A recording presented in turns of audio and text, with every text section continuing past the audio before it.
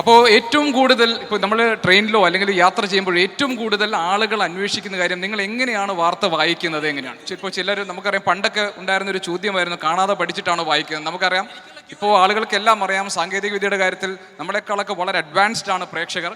അപ്പോൾ ഒരു ടെലിപ്രോംപ്റ്റർ ഉണ്ട്, ബാക്കി. എന്നാലും ചില സാങ്കേതിക കാര്യങ്ങൾ, എന്താണ് ഒരു ന്യൂസ് റൂമിൽ നടക്കുന്നത്, എങ്ങനെയാണ് ഈ വാർത്ത വായിക്കുന്നത് എന്നൊക്കെയുള്ള ഒരു അത്ഭുതം പലപ്പോഴും ആളുകളിൽ കാണാറുണ്ട്.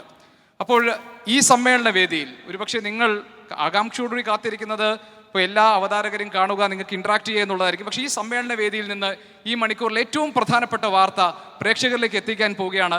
ഞങ്ങൾക്ക് അവിടെ ന്യൂസിനുള്ള എല്ലാ സംവിധാനങ്ങളുമായി കഴിഞ്ഞു.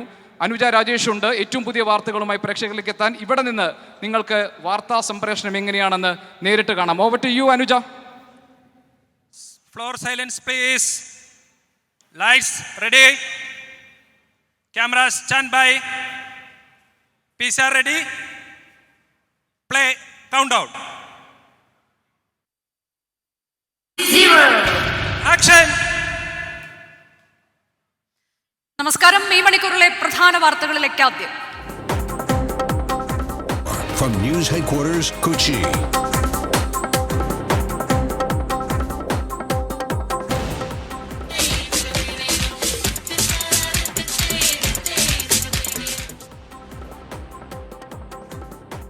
ലോക ടെലിവിഷൻ ചരിത്രത്തിൽ പുതുചരിത്രമെഴുതി 24. ജനമൊഴുകിയെത്തിയ കടവന്ത്ര രാജീവ് ഗാന്ധി ഇൻഡോർ സ്റ്റേഡിയത്തിൽ പ്രേക്ഷകരുടെ സംസ്ഥാന സമ്മേളനം തുടരുന്നു. പ്രിയപ്പെട്ട പ്രേക്ഷകർക്ക് അറിയുന്നത് പോലെ ലോകത്തൊരു ടെലിവിഷൻ ചാനലും ചെയ്യാത്തൊരു കർമ്മ പദ്ധതിയാണ് ഇതിപ്പോൾ നടക്കാൻ പോകുന്നത്. ഹലോ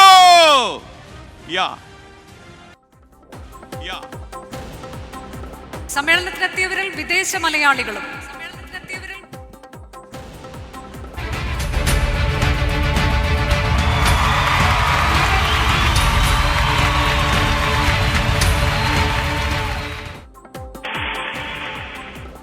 പ്രേക്ഷക സമ്മേളനം ഉദ്ഘാടനം ചെയ്ത് ഫ്ലവേഴ്സ് ചെയർമാൻ ഗോകുലം ഗോപാലൻ. കലാവിരുന്നുമായി ഫ്ലവേഴ്സ് 24 അവതാരകർ.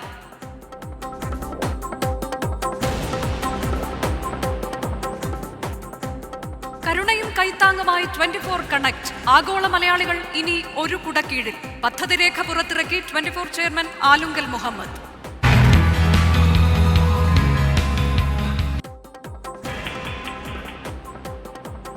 പ്രേക്ഷക സമ്മേളനം വാർഡ് തലം വരെ നടത്തുമെന്ന് 24 chief editor R Sreekandan Nair.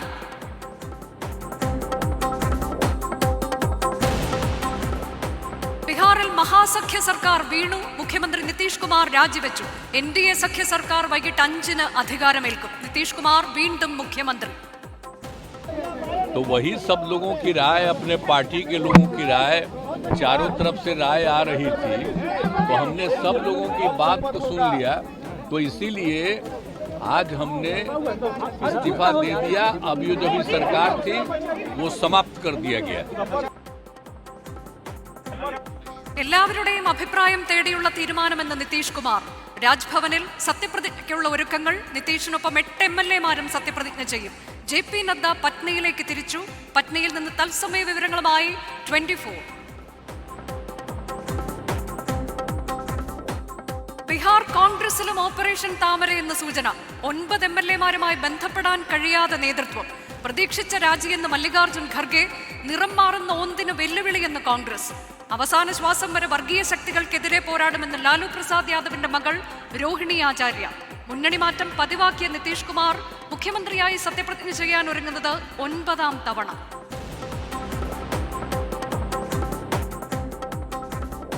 ഗവർണർക്ക് CRPF സുരക്ഷ ഏർപ്പെടുത്തിയതിന് പിന്നാലെ വിമർശനം കടുപ്പിച്ച LDF. പട്ടാളം വന്നാലും പ്രതിഷേധം അവസാനിപ്പിക്കില്ലെന്ന് MV ഗോവിന്ദൻ. ഗവൺമെൻറ്റിൻ്റെ പൂർണ്ണമായ പിന്തുണയോടുകൂടിയാണ് ഈ വിഡ്ഢിവേഷം യഥാർത്ഥത്തിൽ ഗവർണർ കിട്ടിക്കൊണ്ടിരിക്കുന്നത്.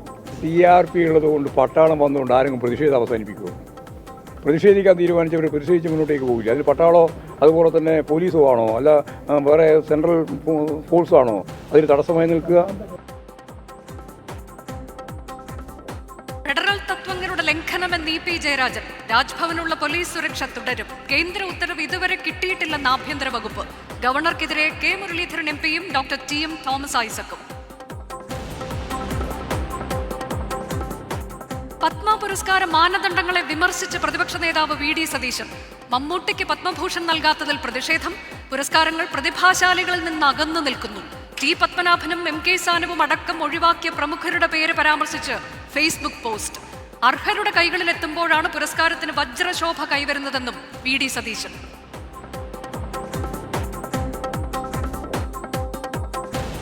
കോട്ടയത്തെ സ്ഥാനാർത്ഥിയെ ചൊല്ലിയുള്ള അവകാശവാദങ്ങളിൽ UDF-ൽ അസ്വാരസ്യം. കേരള കോൺഗ്രസ് ജോസഫ് വിഭാഗത്തിലെ തർക്കങ്ങളിൽ കോൺഗ്രസിന് അതൃപ്തി.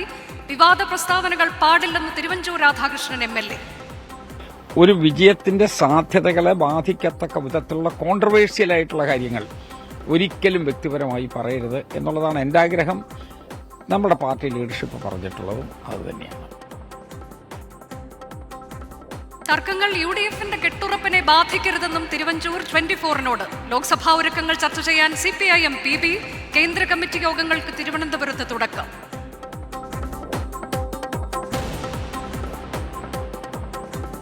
സംസ്ഥാന ബജറ്റിൽ സാമൂഹ്യ സുരക്ഷാ പെൻഷൻ ഊന്നൽ നൽകുമെന്ന് ധനമന്ത്രി KN ബാലഗോപാൽ. സംസ്ഥാന സർക്കാരിനെ ശ്വാസം മുട്ടിക്കാനുള്ള കേന്ദ്ര നീക്കത്തെ ചെറുക്കും. ജനങ്ങൾക്ക് മേൽ അമിത ഭാരം അടിച്ചേൽപ്പിക്കില്ല. പ്രശ്നവും കൂടി BJP-യുടെ കൂടെ ചേർന്നിട്ട് ഇവർ വെട്ടിക്കുറച്ചാൽ കൊള്ളാം. ഇവരിപ്പോൾ ഇച്ചിരി വിഷമിക്കട്ടെ. ജനങ്ങളാണ് വിഷമിക്കുന്നത്. പക്ഷേ ആ ജനങ്ങളെ വിഷമിപ്പിക്കാതിരിക്കാൻ കൂടുതൽ തൊഴിലുണ്ടാവാനും വരുമാനം ഉണ്ടാവാനും കൂടുതൽ നമ്മുടെ കേരളം മുന്നോട്ട് പോകാനും പറ്റുന്ന തരത്തിലേക്കുള്ള കാര്യങ്ങൾ. ഇത്തവണത്തേത് ജനപ്രിയ ബജറ്റായിരിക്കുമെന്നും KN ബാലഗോപാൽ 24-നോട്.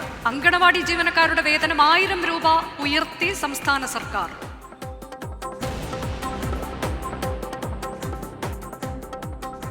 കരിപ്പൂരിൽ നിന്നുള്ള ഹജ്ജ് യാത്രാ നിരക്ക് വർദ്ധിപ്പിച്ചതിൽ എയർ ഇന്ത്യക്കെതിരെ മന്ത്രി V. അബ്ദുറഹ്മാൻ. എയർ ഇന്ത്യയുടേത് വിദേശ കമ്പനികൾ പോലും ആവശ്യപ്പെടാത്ത തുക. വിമാന കമ്പനി തീരുമാനമെടുത്തില്ലെങ്കിൽ നിയമ നടപടിയെന്നും മന്ത്രി. സാങ്കേതികത്വത്തിന്റെ പേര് പറഞ്ഞ് കരിപ്പൂർ വിമാനത്താവളത്തെ അവഗണിക്കുന്നുവെന്ന് മുസ്ലിം സംഘടനകൾ. കേന്ദ്ര സംസ്ഥാന സർക്കാരുകൾ ഇടപെടണമെന്ന ആവശ്യവുമായി കേരള മുസ്ലിം ജമാഅത്ത്.